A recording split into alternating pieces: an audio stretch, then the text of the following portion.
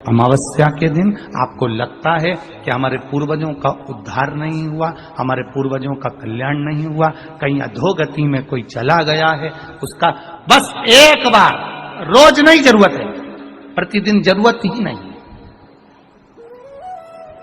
महीने में एक बार अगर अमावस्या के दिन भी आपने चंदन के थोड़ा सा चंदन अगर मेरे देवाधिदेव महादेव को 7 स्थान पर समर्पित किया है।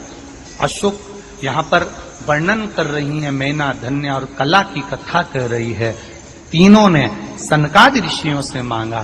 चंदन भगवान को अति प्रिय होता है और चंदन ही एक ऐसा होता है जो पितरों को भी प्रिय होता है, जिसका स्पर्श मात्र लगने से पूर्वजों का कल्याण हो जाता है। वो चंदन का 7 स्थान शिवलिंग के बताए हैं, जहां पर भूल से भी अगर कोई चंदन की उंगलियां लगा देता है, 7 स्थान ऐसे हैं जहां चंदन की मात्र उंगलियां लगा देने से ही शिव पितृलोक के पितरों को मुक्ति प्रदान करके वैकुंठ लोक का निवास दे देते हैं। 7 स्थान।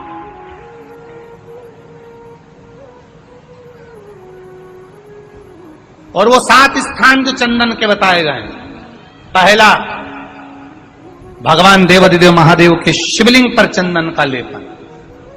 समझ लेना जरा बहुत अच्छे से। आपको लगता है स्वप्न में कोई मुर्दे दिख रहे हैं, या कोई जल रहा है, या कोई मर रहा है, या कोई चला गया है, ऐसा भय लगता है। बच्चों को मानी भेजूंगी ऐसा हो जाएगा, पति को मानी भेजूंगी ऐसा हो जाएगा, कोई हमारे कोई गलत तो नहीं कर रहा है, आपको लगता है। 7 स्थान चंदन के बताएं महाराज। पहला शिवलिंग, दूसरा जहां गणेश जी का स्थान है, मालूम है ना सबको, जम के बोलो जरा, मालूम है ना सबको, जहां गणेश जी का स्थान है वहां अलग से गणेश जी बैठे, वहां नहीं। शिवलिंग में जलाधारी के ठीक सामने राइट में गणेश, लेफ्ट में कार्तिकेय, बीच में अशोक सुंदरी।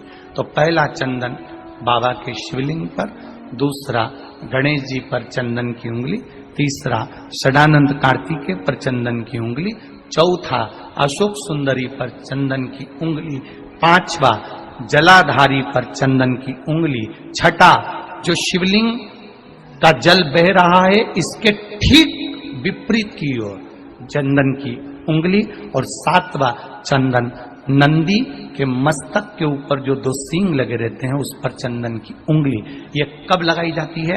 या तो अमावस्या के दिन आपको लगता है कि हमारे पूर्वजों का उद्धार नहीं हुआ, हमारे पूर्वजों का कल्याण नहीं हुआ, कहीं अधोगति में कोई चला गया है, उसका बस एक बार, रोज नहीं जरूरत है, प्रतिदिन जरूरत ही नहीं है,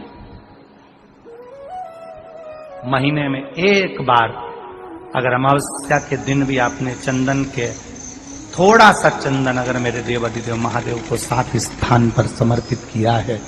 अशोक यहाँ पर वर्णन कर रही है, मैना, धन्य और कला की कथा कह रही है। तीनों ने सनकादि ऋषियों से मांगा।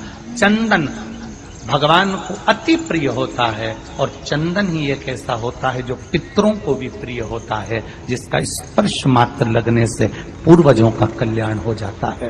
वो चंदन का अमावस्या के दिन प्रदोष काल में, प्रदोष के समय पर, प्रदोष काल में शाम के समय पर जाकर किसी भी नदी, तालाब, बावड़ी, कुआं, कहीं ना कहीं जो आपके पास में हो, वहां पर एक घी का दिया, बत्ती का मुंह दक्षिण की ओर कर कर अवश्य जला कर जाना, सारे पितृ दोष समाप्त हो जाएगा।